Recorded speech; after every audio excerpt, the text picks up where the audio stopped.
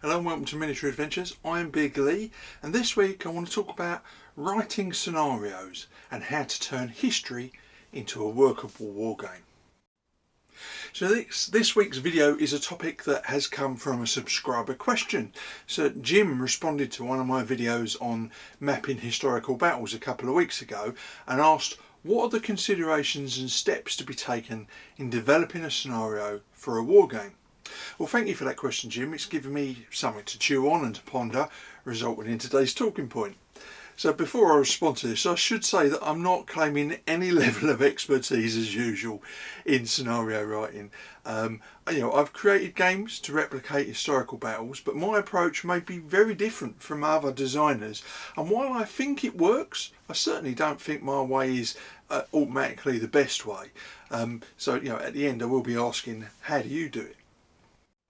So my method starts with first needing to know your stuff. You need to understand the battle you're trying to recreate. It's an obvious one. It doesn't necessarily mean becoming the top expert in this slice of history, but you do need to know it well, and that means doing the research. My experience is that you need to understand the big picture as well as the fine detail, so you can weave the important elements into the scenario. Next, you need to understand the lay of the land, the terrain and the armies that are going to fit onto your table. So do you need a bigger table or more miniatures? You may need to choose a different scale to play in. Decide what fits on the table can often be the first step to helping you design the unique elements that turn a game from a generic battle into something recognisable as the battle you're trying to recreate.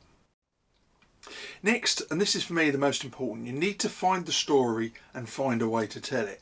A battle is not just a feat of arms, and a scenario is not just a list of what units took part. It's a culmination of events made up of decisions made days, weeks, sometimes even years before, as well as dozens of smaller moments right down to individual actions. Picking the right elements to highlight can turn a generic scenario into a really good opportunity to tell the story of a battle. So weaving in those key moments with things like event cards, special victory conditions or personalised objectives for key figures. Anyone who has followed this channel for any length of time will know that I'm all about the story. This is probably as a result of many years as a role player and a writer. So when I'm looking at a historical battle, what I want to do is turn that into a game. I'm looking at the key events and narrative elements that make up the story of the battle. Now, I'm not necessarily talking about which unit fought which, but those events, big and small, which shaped the outcome of the battle. Sometimes these events will just couldn't be replicated with a set of rules that are designed to provide a framework on which to replicate manoeuvre and combat.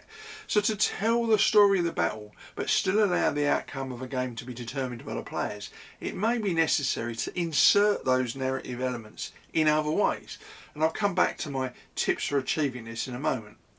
But there is one last essential step in scenario building that is missed at your peril. So however you choose to do it, you must play test the game. This step will help you to spot the faults and pitfalls and give you a chance to correct them before unleashing your game on the players. Now this can include playing the whole game from beginning to end, either solo or with a select group of players, or it could be setting up particular subsections of the battle to test rule changes or narrative elements in the heat of combat. You can also do a paper run through to test the effects of special rules without having to set up the whole game. But where's the fun in that, of course? One last thing to consider is that playtesting can help you to refine a scenario, but it could also lead you to the conclusion that you have the wrong set of rules for what you want to achieve. As with any creative process, flexibility of mindset can be both a boon and a handicap. So to recap, I have 4 steps to consider when writing a scenario, and this may not be how others go about the process, and I'm certainly not saying it's the right way or the only way to approach a scenario writing. However, it is my general approach. So what practical tips can I offer you from my limited experience? Well, firstly, don't try to insert balance into a historical scenario if it didn't exist. Asymmetry and asymmetric forces, wildly different objectives or troop qualities, are not only part of the story of the battle, they also set the scene for much more interesting games. Wherever possible, try to replicate the fog of war. If the story of a battle involves ambiguity, garbled intelligence, hidden movement, treachery or cowardice, then make sure those elements find their way into the game. Now, special rules, event cards or even pre-selected random events can inject a lot of entertainment into a game and shouldn't be overlooked. Handled properly, all of these things can create the perception of danger and chaos in a game, in a controlled way of course, which all adds excitement when that scenario is being played by a group of players. Now lastly, don't overlook the use of an umpire to run the scenario, especially for invitational or participation games at shows. In my humble opinion, their role is not just rules arbiter, but performer. An umpire running a well-planned scenario is the conductor of a symphony, the master of ceremonies, and most importantly, the narrator of the story. So use that position to describe events, illustrate actions, and dramatise crisis points, preferably in as florid a manner as you can muster. So there you have it. That is my approach to scenario writing. As usual, I'm going to throw this out to you and ask, do you agree with my approach? Or can you see something in there that you think you can use? And if you don't approach scenario writing in the same way, how do you turn a historical battle into an interesting and playable game? And lastly, if you do use an umpire, do you see a role for them as the conductor and narrator of the story? I'd love to hear what you think in the comments below. So now we're going to have a very, very quick hobby update. Not a lot has happened in the last week or so because I've been so busy at work. However, I have been approached by a small game company to do some reviews of some of their products, and I'm waiting for their stuff to turn up. But I'm really quite excited to have another chance to look at some products up close that I haven't seen or used before. And of course, I'll try and give you a good look at them when they do turn up. So a Workbench update. It's been another relatively lean week, it has to be said, for painting. Although that's not to say I haven't got anything done. You know, I've been working on a group of 28mm barbarians for use in role-playing games. Not that I ever get to use minis on the table for these days, and games like Frostgrave, that sort of thing. Indeed, I've based these on the for use of the latter game, even though I haven't played Frostgrave in quite a while now. The models have probably been sitting around for a similar period of time, at least a year, as they've been primed and waiting for attention. I bought them at a show some time back, probably well over a year ago, and they've been sitting around since then. Now I do have some 6mm Celtic cavalry on the Workbench, or at least I did until literally this afternoon, and I know that once I get started I'll finish them quickly, but starting is always the hard part. So though I was planning on doing them next, I've decided that rather than forcing myself to find the painting mojo, I'll put them on the back burner for a couple of weeks and come back to them a little bit later during the painting challenge. So as you can probably see, currently on my Workbench are some 1/100th scale ships. These are 17th century warships by Ark Royal Miniatures. So last year, the group I belong to, Postage Rejects, got to play the Dutch raid on the Medway, which took place in 1665. We used the Mad for War rules with the author, Barry Hilton, and we enjoyed ourselves so much we all ended up buying the rule books and a load of models each. I've just got 4 of these ships left to paint and rig. So I'm going to get them done for inclusion in the painting challenge, and it's going to start. I've started on them today and I'm going to keep on going over the next week. I'm nearly finished with the first of these ships. The next 3 won't take very long at all. If anything, it's the rigging that's going to take the longest period of time, a lot of patience and probably quite a bit of swearing. I've also purchased some more of the exquisitely detailed buildings from Phil at Slug Industries. These are from his first Kickstarter. You'll recall that I recently did a review of his new Kickstarter. And this set features a range of 6mm buildings that would grace any games table.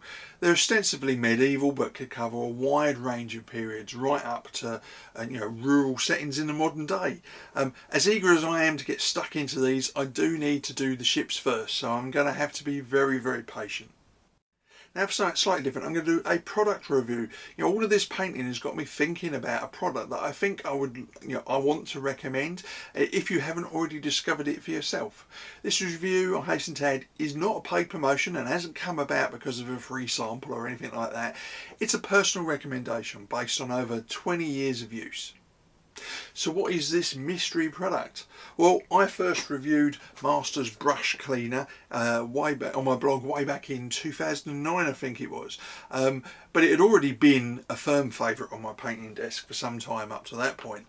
Now the first thing you notice when you pick up the pot is the artwork on the cover. It is reminiscent of snake oil products you'd expect to buy in the Old West. Strange how my mind works, but there you go.